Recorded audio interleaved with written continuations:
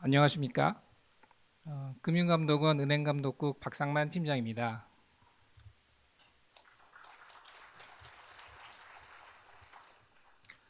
지금부터 2023년도 은행 부분 금융감독 업무 설명회를 시작하겠습니다. 먼저 바쁘신 일정에도 업무 설명회에 참석해 주신 은행 및 은행 지주회사 그리고 은행연합회 관계자분들께 감사드립니다. 간단히 오늘 회의 진행 순서를 말씀드리겠습니다. 먼저 김영주 부원장 부원님께서 모두 인사 말씀을 하시겠습니다. 이어서 보스턴 컨설팅 그룹의 박영호 파트너께서 은행업의 새로운 현실이라는 주제로 발표를 해주시겠습니다. 이후 김준환 은행감독국장 및 박충현 은행검사 1국장님께서 은행부문 감독 검사 방향을 발표하시겠습니다. 그리고 마지막으로 금융감독원 감독 검사 방향에 대한 의견 및 기타 애로 및 건의사항 등 질의응답 시간을 갖도록 하겠습니다.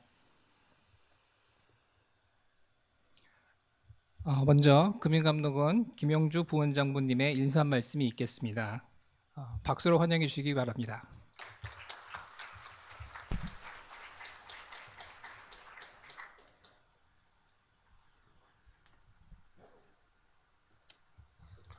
예, 안녕하십니까. 금융감독원 김영주 부원장보입니다. 먼저 바쁘신 와중에도 2023년도 금융감독 업무 설명회에 참석해 주신 은행 및 은행 지주회사 임직원과 은행연합회 관계자분들께 감사드립니다. 그리고 은행업의 글로벌 동향 및 국내 은행권의 현황을 공유해 주시기 위해 이 자리에 함께 해주신 보스턴 컨설팅 그룹 서울사무소 박영호 파트너께도 깊은 감사의 말씀을 드립니다.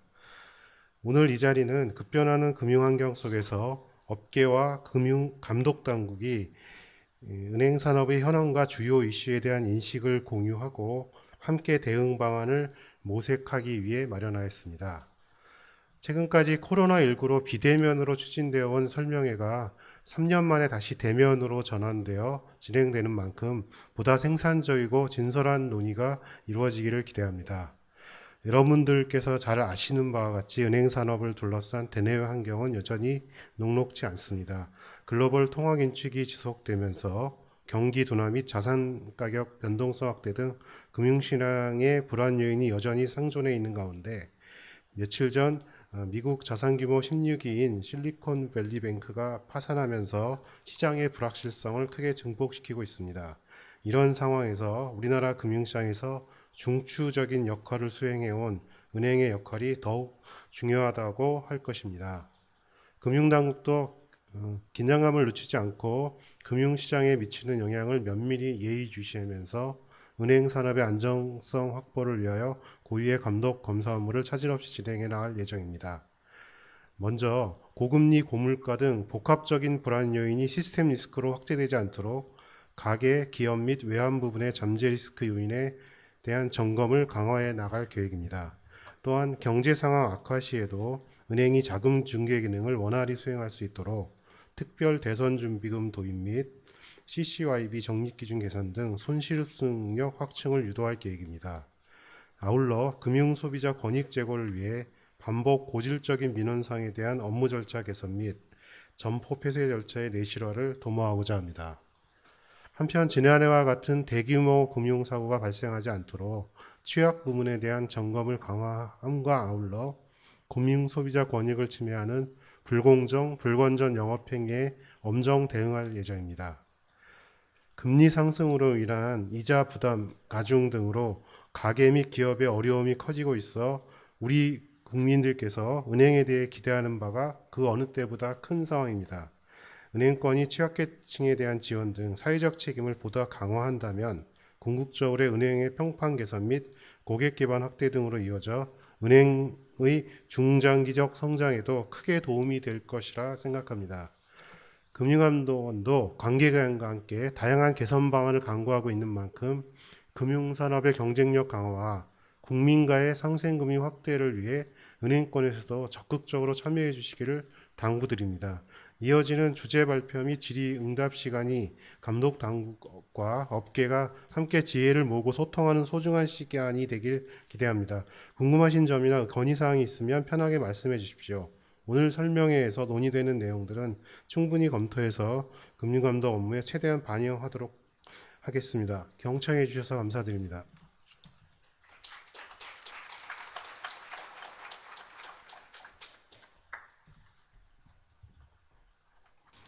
이어서 김준환 은행감독부장께서 2023년 은행감독 방향에 대하여 발표해 주시겠습니다.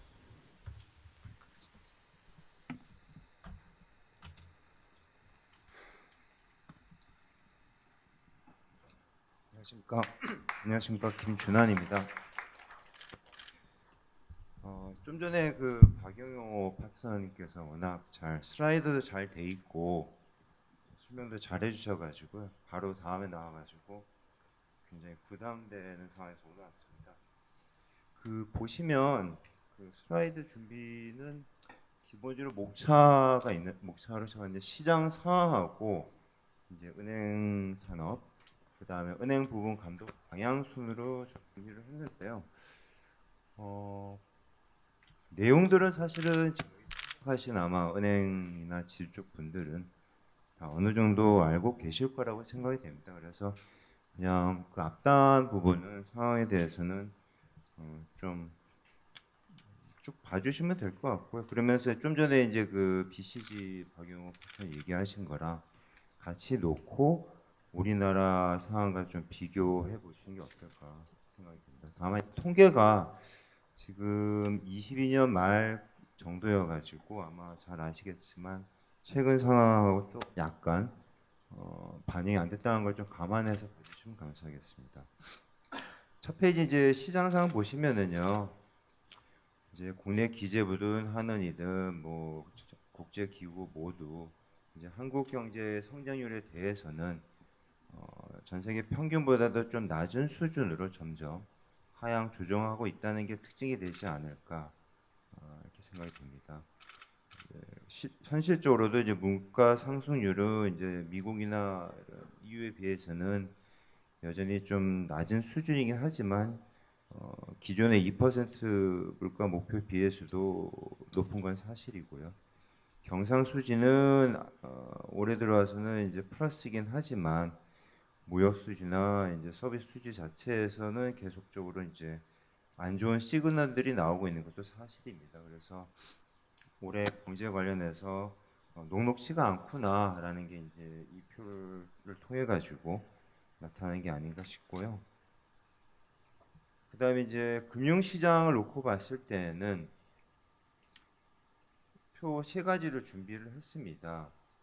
대외적 요건으로 이제 가장 영향을 받는 게 직접적으로 이제 환율이기 때문에 환율을 이제 보여드렸고요. 또 국내적으로는 아무래도 이제 기준금리 상승 요인이 가장 큰 요인이기 때문에 그걸 보시면은 기준금리는 이제 3.5에서 이제 향후 어떻게 움직일지 모르겠습니다. 근데 어찌됐든 22년 1년에 1%에서 많이 올라갔죠. 1년 사이에. 그리고 이제 확률 같은 경우에도 최근에 다시 오르고 있는데 이제 앞으로 1300대에서 어떻게 움직일지는 잘 모르는 상황입니다. 어찌됐든 1년 사이에 전 세계적으로 가장 크게 환율의 이제 변동이 컸다는 게 이제 이 표로 아마 드러나지 않을까 싶고요. 그러다 보니까 이제 금융시장, 결국 이제 주식과 채권으로 대변되는 이제 시장 상황을 놓고 봤을 때에도 방향성을 가늠하기가 좀 어려운 것 같습니다. 채권도 그렇고 주식도 그렇고요. 그래서 이제 금융시장, 특히 이제 은행 여기 와 계신 은행 놓고 은행 입장에서도 대내외 상황이 역시 좀 녹록지 않은 게 계속되고 나타나고 있습니다. 은행 산업을 놓고 봤을 때는 사실은 이제 이 표만 놓고 봤을 때는 굉장히 양호합니다. 이보다 좋을 수 없지 않나 싶을 정도로 굉장히 상황은 좋은 상황이고 22년까지를 봤을 때는 그래서 네 가지만 표를 준비했는데요. 부실 채권 비율은 이제 구말 기준 0.38 아마 그 연말 기준은 조금 올라가는 걸로 지금 나올 것 같습니다. 자본 비율도 수준은 높지만 좀 보통주자본 비율 같은 경우에 좀 떨어지는 부분이 사실 좀 우려되는 부분입니다. 12.26으로 이제 나왔고요. 충당금 적립과 관련해서는 굉장히 양호합니다. 지금 보시면은 이제 223.7로 이제 구말로 나왔는데 아마 12말로는 이제 아마 오늘이죠. 저희가 보도자를 통해서 보셨겠지만 아마 227.2 정도로 해가지고 커버리지 레이쇼가 굉장히 양호합니다. 그리고 유동성 지표도 지금 LCR을 놓고 봤을 때는 지금 구말 기준으로 아마 107.9로 지금 나와 있는데 조금 더 올라간 거로 나왔고 실제로 이제 개별 은행별로도 지금 저희가 좀 완화가 아니고 이제 유연화 해가지고 규제 비율은 92.5로 지금 나와 있는 상황인데 아마 대부분의 은행들이 이제 1월 말 수치로는 100을 돌파한 거로 저희는 파악을 하고 있습니다. 그래서 이제 대내외에 이제 불확실성이 증대되고 상황이 녹록치 않음에도 불구하고 여기 와주신 이제 은행분들 그다음에 지주분들의 노력으로 인해 가지고 수치상으로는 굉장히 양호한 게 또 사실입니다. 그래서 이 표는 이제 특히 그 중에서도 이제 소위 이제 국내 은행 산업의 이제 상당 부분을 차지하고 있는 5대 은행 부분을 놓고 봐가지고 다시 좀 한 건데요. 앞 페이지에서도 이제 충당금 적립률 커버리지 레이쇼를 말씀을 드렸는데 5대 은행만 놓고 봤을 때는 충당금 적립률이 왼쪽 표를 보시면은 더 양호합니다. 그러면 이제 선진국과 비교해서도 이제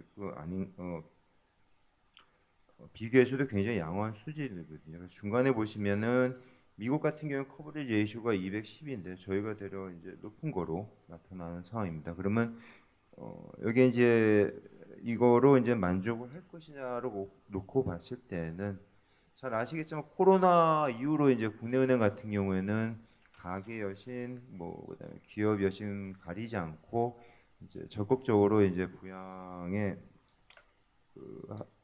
적극적인 경기 부양에 이제 해주셔가지고 충당금 적립도 많이 했지만 그거 이상으로 이제 여신이 증가된 측면이 있습니다. 그래가지고 이제 오른쪽 표에 보시면은 이제 총 여신 대비 이제 충당금 적립 현황인데요. 비율을 보시면은 이제 5대 은행 같은 경우 0.51입니다. 그리고 이제 국내은행 전체적으로 표에는 언급이 안 돼 있는데 국내은행 전체적으로는 0.89에서 0.91 정도 사이가 나올 것으로 이제 추정이 되고 있는데 연말 기준으로. 그럼 이 수준 총여신 대비 충당금은 그러면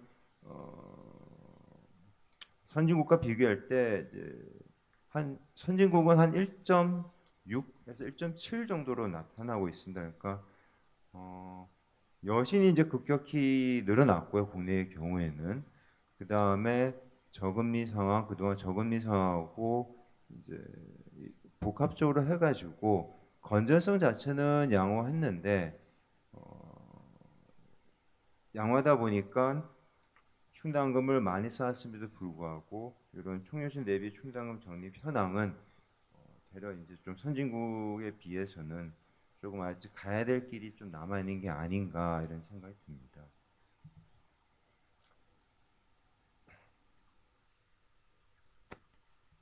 그래서 이제 저희가 이제 2월 초였죠. 아마 이제 올해 그 우리 감독원 업무 방향 설명 계획 같은 걸 발표를 드렸는데요. 은행 부분을 이제 발췌해 가지고 정리를 한 표가 되겠습니다.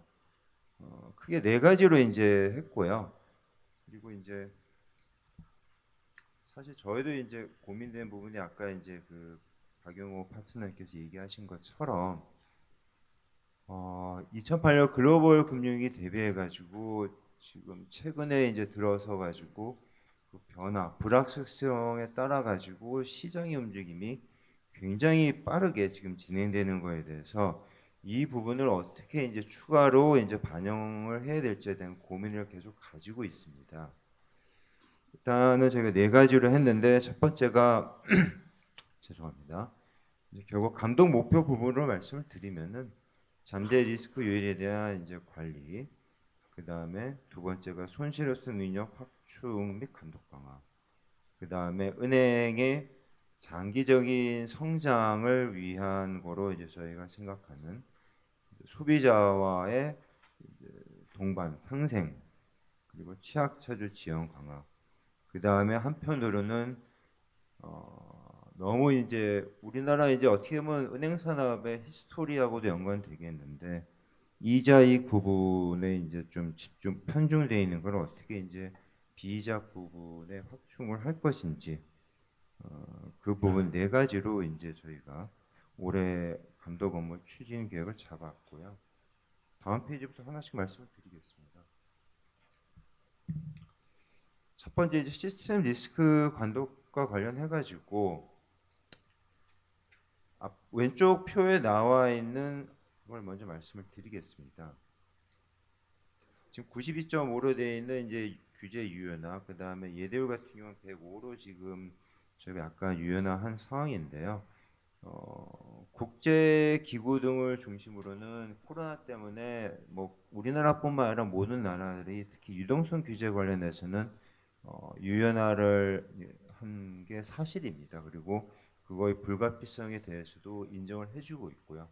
반면에 또 한편으로는 코로나 상황이 이제 정상화되고 있기 때문에 어느 정도는 이제 규제를 정상화를 해야 된다는 것도 권고를 하고 있습니다. 그래서 금융위하고 이제 같이 지금 요 앞서 말씀드렸던 원화 예대율하고 LCR 비율을 어느 수준, 어느 시점에 가서 정상화할지에 대해서 고민을 하고 있다는 말씀을 드리겠고요. 그리고 한편으로는 국내 요인에서 가장 이제 저희가 우려하는 게 결국 부동산 경기이기 때문에 정부에서도 이제 부동산 대출 규제를 이제 완화를 하고 있고요. 완화하고 정상화했고 또 한편으로는 국토부 쪽에서 이제 어떤 또 규제 지역 같은 거를 완화를 통해 가지고 추구하는 방향은 결국은 부동산 시장의 연착륙이라고 좀 말씀을 드리겠습니다. 급격한 하락을 하는 것만큼 또 위험한 게 없다는 것은 아마 여기 계신 분들 누구보다도 잘 아실 것 같아가지고요. 그리고 이제 뭐 잠재 리스크 관련해서는 잘 아실 것 같아가지고 생략을 좀 할까 하는데 그 자체 정상화 계획 부분이 이제 있어가지고 간단히 좀 설명을 드리겠습니다. 지금 작년에 1차로 이제 자체 정상화 계획을 저희 쪽에서 평가해서 이제 금융위에 이제 승인을 받았고요. 올해 이제 2차 이제 승인을 앞두고 있습니다. 제출해 주신 것 관련해 가지고 그래서 금융위도 그렇고 저희도 그렇고 이제 지속적으로 이거를 어떻게 내실을 할 것이냐. 기본적인 이제 스킴은 다들 이제 어느 정도 이해를 하셔가지고 그 감을 잡고 이제 구입을 하실 것 같은데 내실을 어떻게 할 것이냐를 이제 고민이 되고 그거에 대해서도 지속적으로 이제 은행이나 지주 쪽하고 얘기를 하려고 합니다. 그다음에 이제 가계부채의 안정적인 연착륙, 부동산 시장도 그렇고 가계부채도 어떻게 이제 연착륙할 것이냐가 이제 또 하나의 큰 화두가 되지 않을까. 처음에 이제 저희가 표를 시작한 게 이제 실물 경제 부분에 지표를 보여드렸고요. 그 다음으로 이제 금융시장을 보여드렸는데 그 연결고리가 결국은 이제 부채 수준이 아닐까라고 생각되고 그건 아마 다들 공감을 하실 거라고 생각이 됩니다. 그래서 이 가계부채 이제 우리나라는 정부나 기업의 부채 대비해서 가계부채가 워낙 전 세계로 높기 때문에 이걸 어떻게 연착륙할 것이냐 될 것 같고요. 이제 오른쪽에 보시면은 이제 기업 신용 위험과 관련해서 저희가 이제 주안점을 돌려놓은 거를 이제 언급을 했습니다. 여기 관련해서는 저희 이제 신용감독국장도 오셔가지고 나중에 Q&A를 통해 가지고 궁금하신 거를 이제 위주로 말씀을 드리겠고요. 마지막에 이제 다음 페이지로 넘어가겠습니다. 두 번째 이제 건전성 강화 관련된 부분인데요. 사실은 이 부분은 왼쪽은 어제 저희가 이제 금융이랑 그 TF 실무회 결과를 통해 가지고 올해 이제 대손 충당금 그 다음에 보통주 자본과 관련된 강화 방안을 발표를 했습니다. 그래서 이 부분은 왼쪽 부분은 생략을 하겠습니다. 오른쪽 부분과 관련해서는 일단은 이제 어제 발표가 됐고요. 그 다음에 이제 유동성 스트레스 관련해서는 아마 외환 감독 국장님들도 아마 외환시설 관련해서도 유동성을 강화한다는 얘기를 해주실 거고 Q&A를 통해 가지고요. 저희도 이제 통합적으로도 지금 시장 상황이 계속 급변하기 때문에 이 유동성 스트레스를 어떻게 좀 도입할 건지에서 고민을 하고 있다는 정도로 말씀을 드리겠습니다. 그리고 이제 건전성 규제 대응과 관련해서는 지금 올해부터 이제 바젤3 시장 운영 리스크를 도입을 했습니다. 그래서 그거를 이제 과연 은행들이 잘 그 적응을 하고 계신지 적용하고 계신지를 저희가 이제 올해 중에 한번 이행을 좀 해보려고 한다는 말씀을 드리겠고요. 그 다음에 이제 글로벌적으로도 이제 디지털 자산, 암호 자산에 관련해 가지고 어떻게 은행 쪽에서 이 리스크를 반영할지를 이제 채택을 했습니다. 그래서 25년 1월부터 이제 시행하는 걸로 되어 있는데요. 그래서 그 관련해 가지고 저희 나라도 어떻게 도입을 할 건지에 대해서 이제 고민을 하겠다는 말씀으로 이제 가름을 하겠습니다. 그 다음에 세 번째 부분 이제 뭐 상생금융 혹은 뭐 포용금융 용어는 다양한데요. 결국 자세한 거는 이 자리에서 뭐 좀 말씀드리는 거는 다 알고 계시기 때문에 다만 강조해서 말씀드리고 싶은 거는 지금 결국은 장기 성장, 은행의 장기 성장을 위해서는 결국은 고객과의 이제 동반 성장이 이루어져야 되지 않을까. 그리고 주주분들 못지않게 이해관계자의 한 축이 결국은 직원, 임직원인 것과 매한가지로 또 다른 이제 하나의 축이라 하게 되면 결국 고객이 아닐까라는 생각을 가지고 있습니다. 저희는. 그래서 저희가 이제 원장님께서 작년 그리고 올해 특히 이제 여러 방식을 통해 가지고 이 부분을 말씀을 해주셨고요. 이제 은행 분들께서도 그 중요성을 이제 잘 이해해 주셔가지고 특히 올해 들어와가지고 상생금융 프로그램을 지속적으로 아마 이제 추진하시고 이제 추진할 계획이 있는 걸로 알고 있습니다. 그래서 저희도 이제 혹시 그런 협력, 그런 이제 이해를 같이 공감하는 것에 대해서 감사드리고 그렇지만 혹시 좀 더 나아가야 될 게 없느냐라는 고민을 하고 있다는 거로 이제 말씀을 드리겠습니다. 그다음에 이제 마지막 이제 그 경쟁 촉진 상생금융 다시 나왔는데 지금 요거는 결국은 금융이랑 같이 하고 있는 그 TF의 그 내용을 요약한 거라고 보시면 되겠습니다. 잘 알고 계실 것 같은데 결국 6개 과제를 가지고 이제 금융이랑 이제 주 단위로 논의를 하고 있고요. 그리고 이제 매월 이제 TF를 해가지고 어떤 식으로 정리를 한 차례 한다는 말씀을 드리겠습니다. 그래서 기본적으로 주 단위로 논의하는 거를 어느 정도 보도자를 통해서 지금 계속 해왔고요. 그리고 최종 결과는 6월 말 발표를 목표로 한다는 거를 말씀을 다시 한번 드리겠습니다. 그래서 요 표 관련해서 다 아시겠지만 아까 BCG하고 이제 연결해서 이제 좀 다시 한번 6개 과제를 보시면은 결국 이제 국내 은행 같은 경우에는 이제 이자이익 위주로 이제 역사적으로 흘러왔다는 거는 결국은 저희가 이제 전업주의를 채택했기 때문에 불가피한 측면도 있었고요.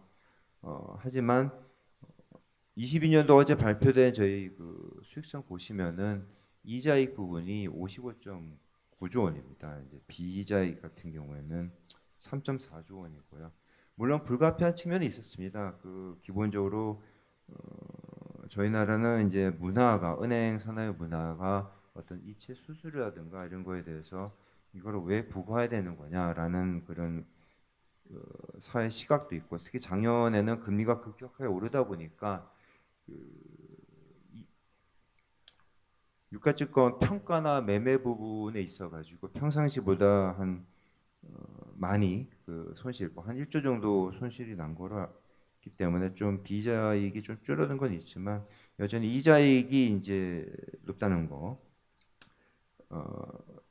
를 이제 꼭 하지만은 한편으로 지금 아까 BCG에서도 얘기했지만 올해는 분명히 이제 경기가 안 좋을 거라는 거는 다들 공감하고 계실 겁니다. 그리고 실제로 수치가 이제 연체율 지표가 어제 저희가 발표를 했는데 이제 전체 원화 대출금 연체율이 이제 0.31을 찍었고요. 그리고 이제 기울기가 이제 조금씩 올라간다는 게 아마 경기가 안 좋아지는 하나의 지표가 아닐까 싶습니다.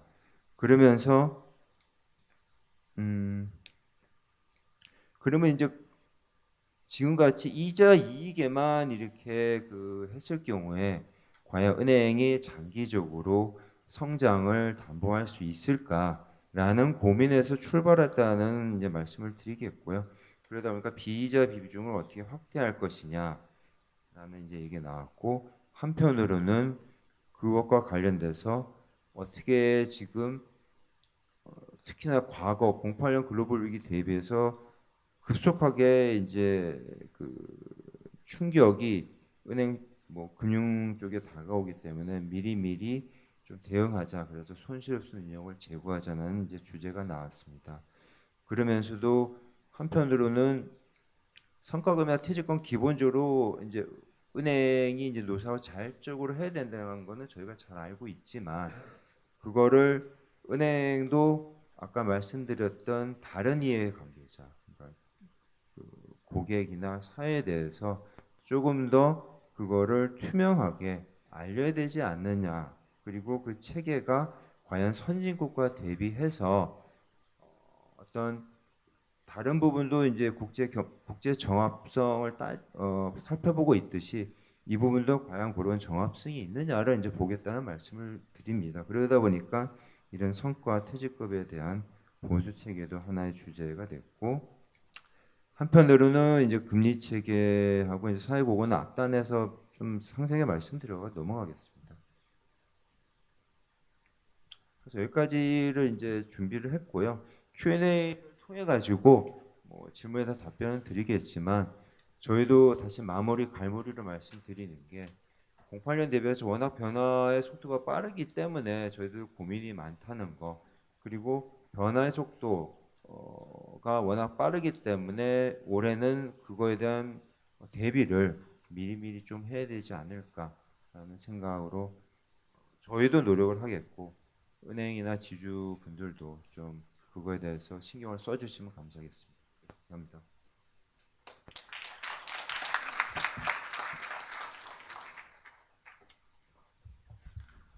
네, 국장님 말씀 감사드립니다. 다음으로 박충현 은행검사의 국장님께서 2023년 은행 검사 방향에 대하여 말씀해 주시겠습니다.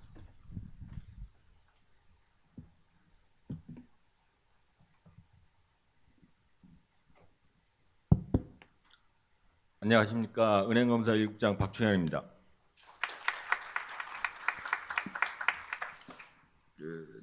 발표를 하기 전에요. 조금 전에 이제 은행감독국장님이 쭉 말씀을 해주셨는데, 사실 이제 감독 업무하고 검사 업무가 상호 유기적인 관계이기 때문에 제가 이제 발표할 때 이제 감독국장님이 하신 거하고 약간 중복되는 부분도 있고, 조금 미시적인 검사 쪽에서 미시적인 부분도 있기 때문에 그런 걸 감안하셔가지고 들어주셨으면 감사하겠습니다.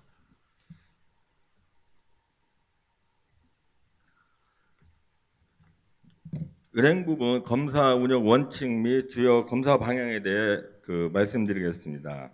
최근 연이은 금융사고의 발생, 그리고 거시경제 불확실성 확대에 따르는 복합위기의 지속, 은행의 사회적 책임 요구 증대 및 디지털 전환 가속화 등 최근 은행 부문의 검사 환경은 변화해 가고 있습니다.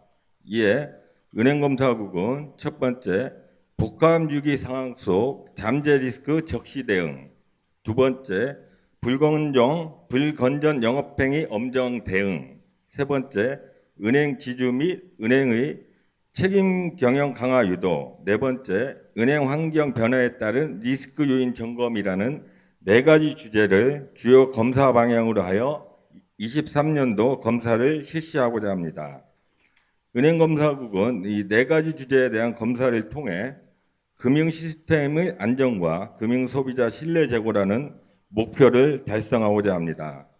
이러한 검사 방향은 개선 중심의 검사, 그리고 중대 위기 행위에 대한 엄중 제재라는 큰 틀에서 운영하고자 하며, 자세한 내용은 다음 페이지에서 말씀드리겠습니다.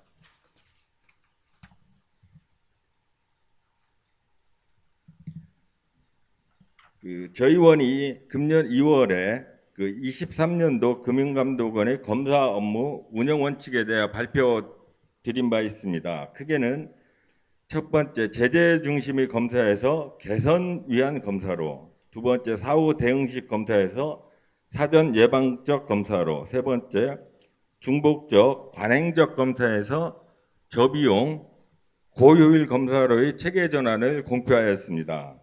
은행검사국은 이 중에서도 개선 중심의 검사, 그러나 중대 위기 행위에 대해서는 엄정 제재를 실시하는 방향을 검사 운영 원칙으로 하여 검사 및 제재 업무를 수행하고자 합니다.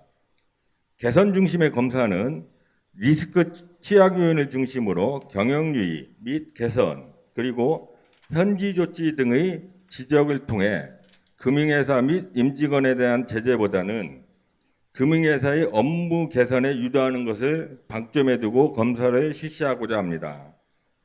다만 그 모든 사안에 대하여 개선에 중점을 두고 검사를 실시하는 것은 아닙니다. 대규모 금융소비자 피해를 유발한 행위와 반복적으로 발생하는 위법 행위에 대해서는 필히 엄중 제재와 조치를 할 계획입니다.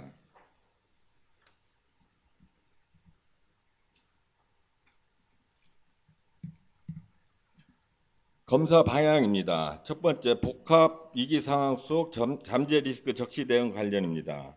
최근 고물가, 고금리, 고환율의 삼중고와 글로벌 통화 긴축에 따라 경기 둔화 및 차주의 채무 상환 능력이 약화되고 있으며, 부동산 및 채권 등 자산 가격 조정에 따라 은행의 건전성이 악화될 가능성이 있는 상황입니다.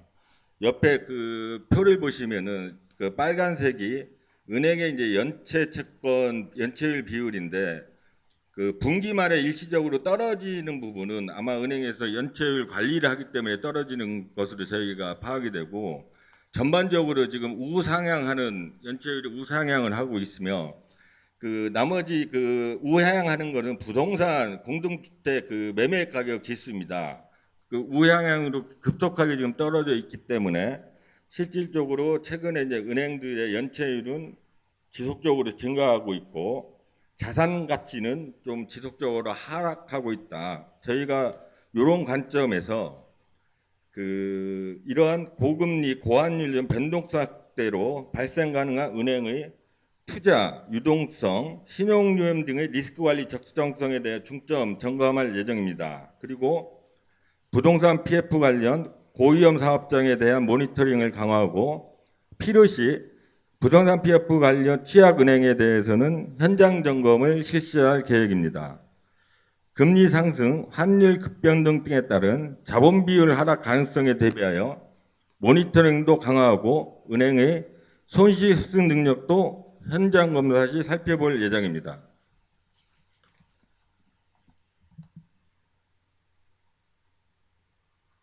다음은 불공정 영업행위 관련입니다. 최근 대출금리 급등, 경기 둔화 등으로 기업 및 가계의 자금 애로가 심화되고 있으며, 은행의 우열적 지위를 이용한 불공정 행위 발생 가능성도 높아진 상황입니다. 이에 은행검사국은 금융소비자 피해 예방을 위한 불공정 영업행위 및 금융상품 판매 관련 금융소비자보호법상 준수의무 위반 여부 등을 점검하고, 최근에 기사에서도 언급되고 있는 그 대출 모집인 검사체계 확립에 따른 위탁은행의 내부 통제 체계 및 대출 모집인 위법행위 여부 등에 대해서도 점검할 계획입니다. 또한 작년 11월에 은행권 내부 통제 혁신 방안을 발표한 바 있습니다. 이에 대한 조기 안착을 위해 내부 통제 점검반을 구성하여 주요 은행에 대하여 점검을 실시할 계획입니다.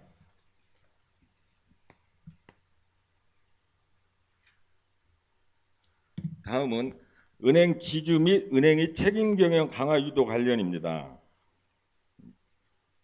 그룹 차원의 사업 확대 등 지주 영향력 증가에 따른 통할 책임 제고를 위해 지주 차원의 리스크 관리 강화가 요구되고 있으며 은행 지주 및 은행에 대한 상생금융 등 사회적 책임 요구도 증가하고 있는 게 현실입니다. 이에 대하여 은행검사국은 그룹 차원의 사업 및 투자 의사 결정과 관련하여 지주 자체적으로 리스크 관리 체계의 적정성 등을 점검할 계획이고 건전한 지배구조 정착을 위해 은행 지주, 은행의 지배구조 구축 현황, 이사회 운영의 적정성을 점검할 계획입니다. 또한 단기 성과 위주의 경영 시계를 지향하고 장기 지속 가능한 성장을 유도하기 위해 경영진에 대한 성과 보수 체계의 적정성도 점검할 계획입니다. 이와 더불어 사회공헌 활동도 사회적 책임 이행 현황도 같이 점검할 계획입니다.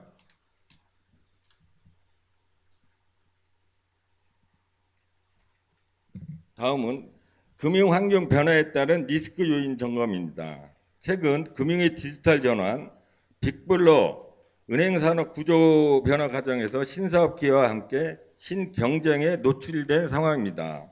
이에 은행검사국은 비대면 거래 확대에 따른 리스크 요인 및 소비자 보호 장치 작동 여부 등을 점검하고 은행의 신기술 활용 확대에 대비한 내부 통제 취약 요인도 점검할 계획입니다. 옆에 그 표를 보시면은 그 비대면 대출 신청 서비스 이용 현황이 이렇게 급격하게 지금 그 증가하고 있기 때문에 이와 관련해서 소비자 보호라든지 그 내부 시스템의 오류 여부 이런 부분도 저희가 현장 검사 시에 점검할 계획입니다. 그 마지막으로 저희가 좀 은행 부문 검사 관련해서 좀 몇 가지 좀 말씀을 드리고자 합니다. 첫 번째는 저희가 올해부터 그 저희 은행 검사 업무 운영 계획에서 공표해 드린 바와 같이 이제 저비용 고효율 검사를 이제 실시할 계획인데 우선적으로 저희가 현장 검사 과정에서 그 필요시 외부 감사인과의 면담을 실시하고 필요하면은 외부 감사인의 감사 자료를 저희가 공식적으로 요청해서 그 검사 자료로 활용할 생각입니다. 그리고 두 번째, 기존에도 저희가 좀 그 이사회 면담이라든지 이런 부분을 했었는데요. 앞으로는 그 기존에 주로 이사회나 경영진, 특히 이제 경영진 면담 같은 경우는 저희가 검사 끝나기 직전에 경영진 면담은 반드시 했고 이사회 면담은 그 저희가 상황에 따라서 했을 때도 있고 안 했을 때도 있는데 앞으로는 경영진 면담 및 이사회 그 면담은 반드시 실시할 예정입니다. 그리고 그 마지막으로 저희가 그 개선을 위한 검사를 실시하겠다고 그 발표를 드렸는데요. 이 부분을 저희가 앞으로는 그 제재보다는 MOU나 확약서 등을 적극적으로 활용해 가지고 가능하면은 제재보다는 MOU, 확약서 등을 통해서 은행이 앞으로 좀 개선하는 방향으로 저희한테 제시를 하면 그거를 적극적으로 수용할 생각입니다. 이상 발표를 마치겠습니다. 감사합니다.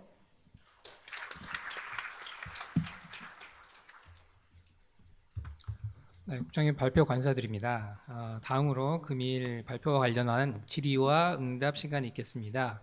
부서장님들께서는 단상으로 이동하여 주시기 바랍니다. 금일 발표와 관련해서 코멘트를 하실 것이 있거나 아니면 궁금한 점이 있으시면은 그 앉은 자리에서 손을 들어주시면 감사하겠습니다. 그리고 뭐 그 코멘트 외에도 저희 금융감독원에 건의하실 내용이나 애로 사항이 있으시면은 편히 말씀을 해주시기 바랍니다. 손을 드시면 저희 직원이 마이크를 전달해 드리도록 하겠습니다.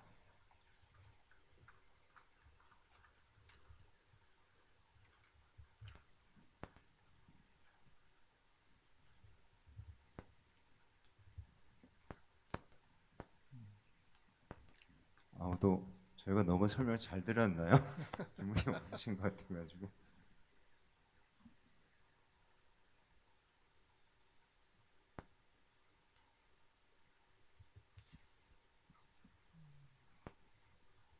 저쪽 왼편에 예.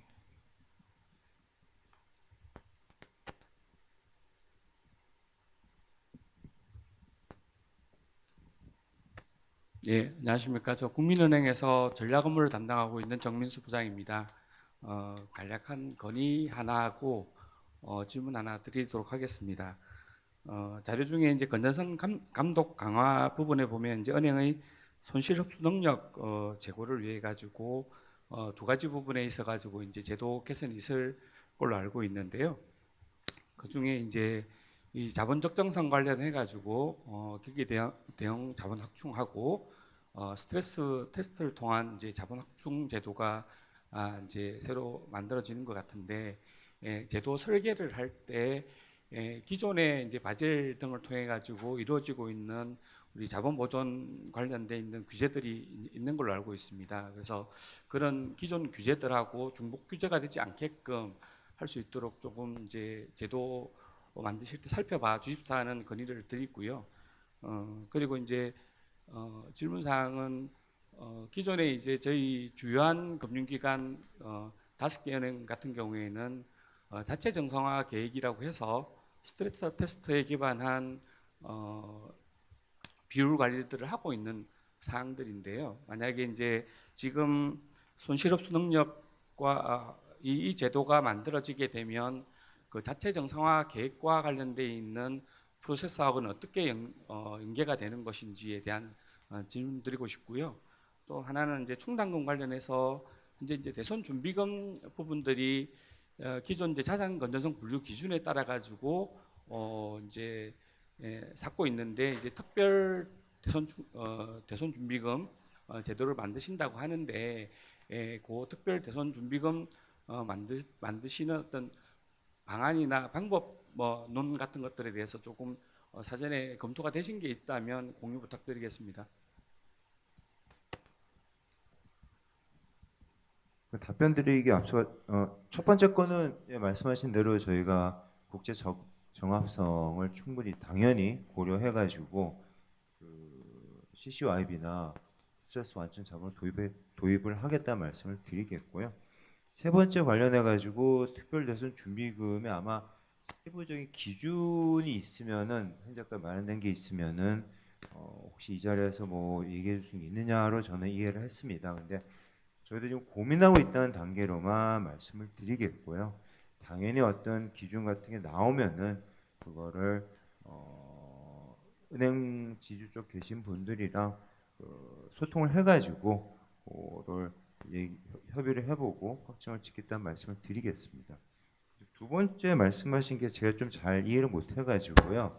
자체 정상화 계획하고 이번에 도입되는 그 규제하고 연계성이라고 얘기하셨던 것 같은데요. 좀 자세히 좀 말씀해 주시면 그 답변을 드리도록 하겠습니다.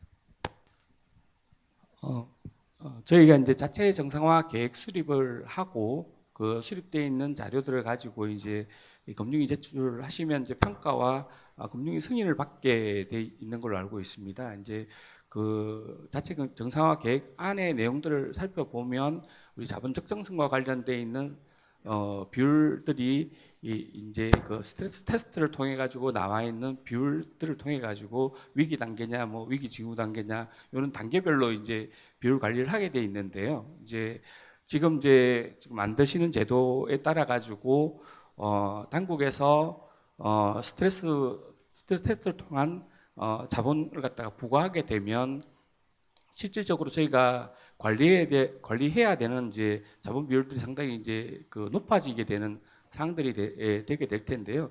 현재는 자체 정상화 계획이 1년에 한 번 이렇게 수립하고 그걸 이제 지금 그 승인 받게 되면 그거대로 저희가 이제 작동을 하게 돼 있는데 지금 여기 만약에 중간에 이렇게 제도가 시행이 돼서 이제 부과가 된다고 하면 이게 수시로 바뀌어야 되는 부분들인 건지 뭐 이런 요 제도하고 지금 그 운영하고 있는 기존 제도하고 있던 연관관계 이런 거에 대한 질문을 드린 겁니다. 경우 자체 정상화 계획의 그 발동 지표별로 요건, 특히 자본 적정성 그 부분하고 이제 특히 이제 차등 부과될 아마 그 스트레스 완충 자본하고 어떻게 되느냐. 그리고 특히 이제 자체 정상화 계획이 아마 작성하시는 은행이나 지주분들 시점이 11월 말로 알고 있거든요. 그래서 그거하고 이제 어떻게 잘 연결돼 가지고 작성 제출하는 게 부담이 없도록 해달라는 거로 저는 이해를 했습니다.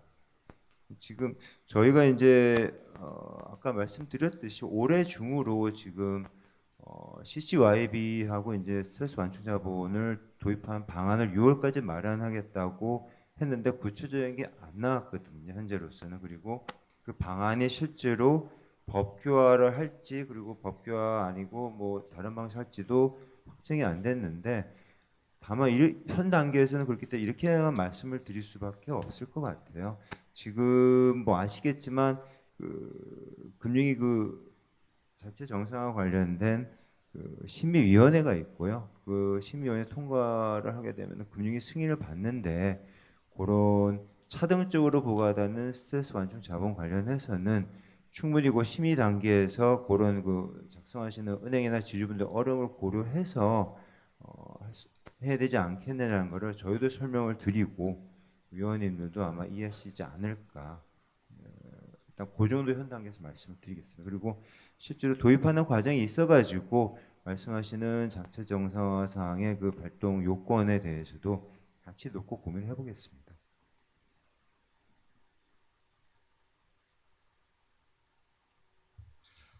네, 질문 및 답변 감사드립니다. 추가적으로 질문 있으시면은 자리에서 손을 좀 들어주시면 되겠습니다.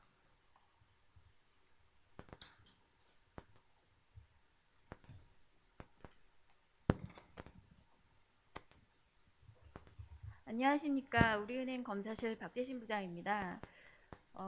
은행이 이제 수검 기관이다 보니 그 검사 원칙 부분에 대해서 상당히 많이 관심을 갖게 되는데요.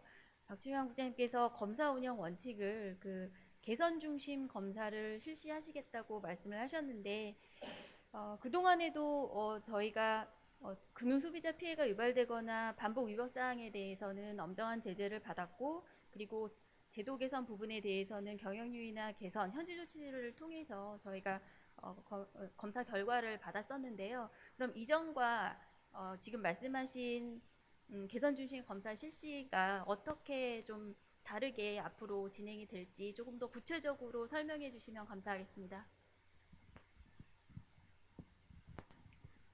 실질적으로 이제 개선 중심으로 저희가 이제 방향을 틀은 이유는 기존에는 개인에 대한 제재를 좀 저희가 좀 많이 했던 것 같습니다. 근데 개인에 대한 제재보다는 앞으로는 이제 기관에 대한 제재 중심으로 가는데, 기관에 대한 제재도 가능하면은 제재보다는 MOU나 확약서 이런 거를 맺고 앞으로 그 기관이 좀 더 개선할 수 있는 기회를 좀, 시간적 여유를 좀 주겠다, 뭐 그런 의미로 좀 받아들이시면 될 것 같고요.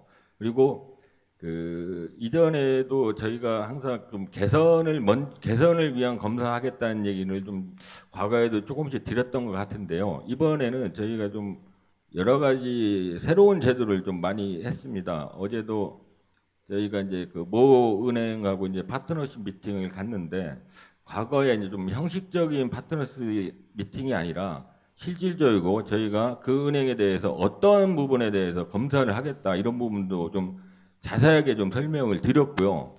그리고 또 하나 저희가 좀 생각하고 있는 게, 저희 부서 내에 변호사들을 구성해 가지고 퀵데스크라는 걸 지금 만들 생각입니다. 이걸 만드는 이유는 실질적으로 이제 현장 검사에 가면은 저희 검사반하고 이제 은행 분들하고 많이 부닥치는 부분이 있습니다. 근데 이제 부닥치는 부분이 제가 볼 때는 어떤 업무의 잘잘못보다는 관점의 차이에서 좀 많이 부닥치는 것 같고, 그런 부분에서 좀 저희가 본원에서 검사역들, 현장 검사역들한테 빨리빨리 지원해 줄 수 있는 그런 체계를 지금 운영할 생각입니다. 그러면은 그런 부분에서 특별하게 아주 엄중한 법규 위기 사항이 아니면은 그런 부분에 대해서도 전반적으로 좀 개선 중심으로 뭐 MOU라든지 확약서라든지, 아니면 그것도 아니면 현장 조치를 뭐 개선 중심으로 이렇게 좀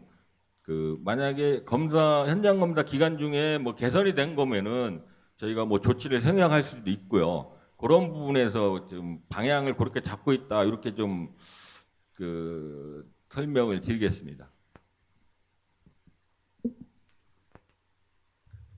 예, 말씀 감사드립니다. 또 추가 질문이 있으시면은 손을 들어주시면 감사하겠습니다.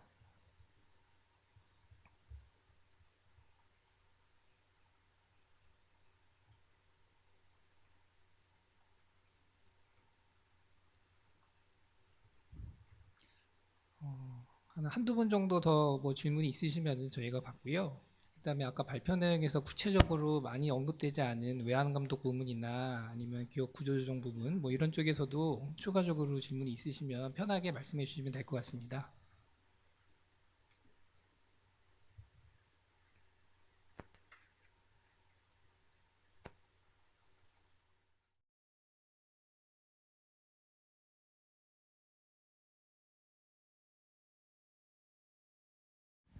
예, 감사합니다. 저 SC제일은행 경영지원 준법감시부의 이광희 상무입니다.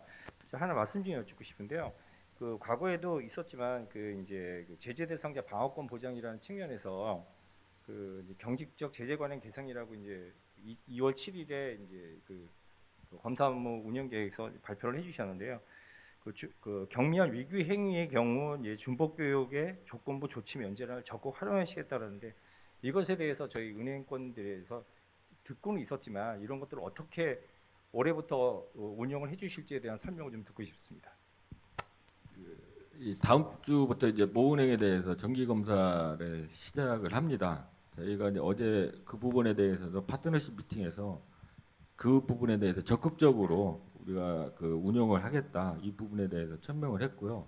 오늘 이 자리에서도 그 부분에 대해서 좀 설명을 드리려다가 그게 이제 케이스 바이 케이스로 약간씩 좀 차이가 나는 부분이 있어가지고 그 구체적인 자료에서는 저희가 좀 뺐는데 그 준법 교육을 대체하는 부분에 대해서는 저희가 적극적으로 지금 활용할 생각입니다.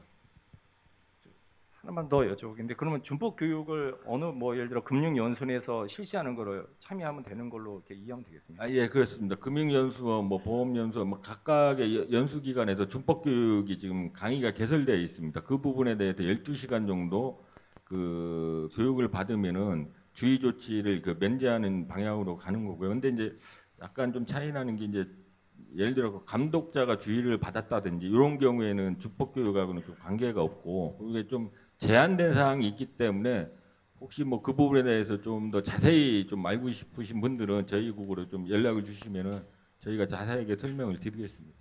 네, 감사합니다.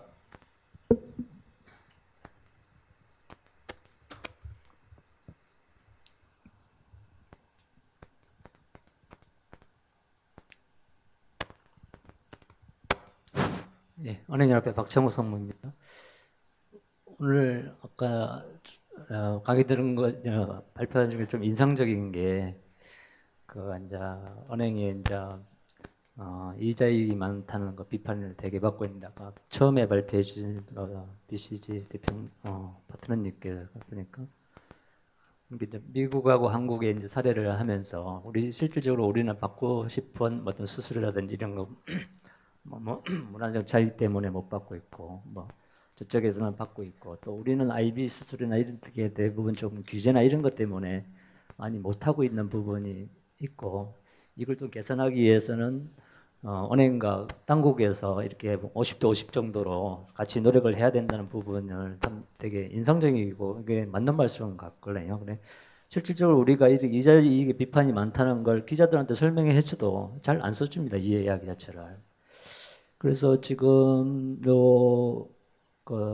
당국에서 지금 TF를 구성해서 논의를 하고 있는 주제 중에 비자익 확대 부분이 있는데 이 부분에 대해서도 아마 우리 은행권에서도 많이 건의를 하고 있고 또 뭐 건의도 하겠지만은 이런 부분에 대해서도 금융당국에서 같이 조금 노력을 해줘서 이 부분이 조금 개선된 의견으로 요번에 조금 발표가 됐으면은 나중에 결과물에 그런 노력을 조금 이 당국에서도 좀 같이 병행해 줬으면 좋겠다는 말씀을 좀 건의를 좀 드리는 부분입니다. 네, 이상입니다. 예.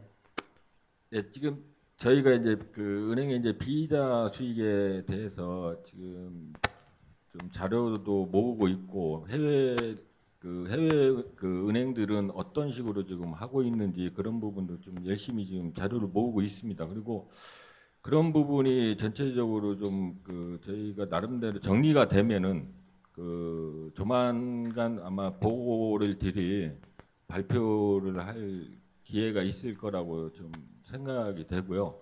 지금 이 자리에서 뭐 그 비자 수익 부분을 어떻게 그 가져갈 거냐 이 부분에 대해서는 좀 말씀드리기가 좀 성급한 부분이 있어가지고 그건 다음 기회에 보도 자료나 뭐 그런 걸 통해서 한번 말씀을 드리겠습니다.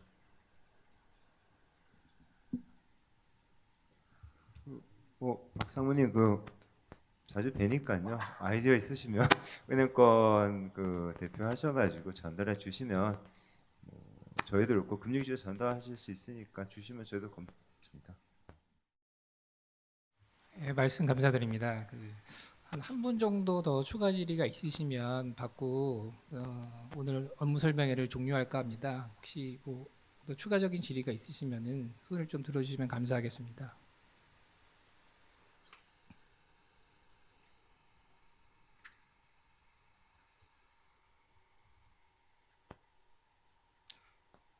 그러면은 더 이상 추가 질의가 없으신 걸로 알고 이것으로써 오늘 업무 설명회를 종료하도록 하겠습니다. 참석해 주신 은행 및 은행 지주 그리고 연합회 관계자 여러분들께 다시 한번 감사드립니다. 감사합니다.